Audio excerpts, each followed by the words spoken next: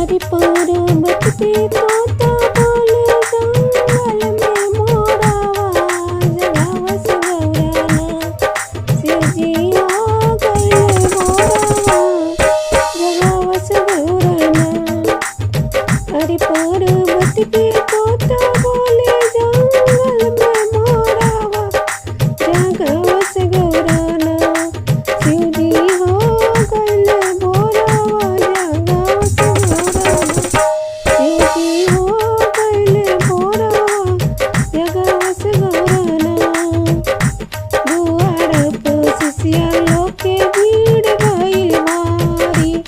भीड़ भइल भारी हो भीड़ भइल भारी अरे भंगिया खके सूत गइले बोला त्रिपुरारी हो बोला त्रिपुरारी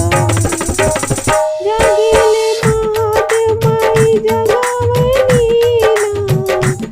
जागले महादेव माई जगावली ना भगतन के भीड़ देखी और साई गइले ना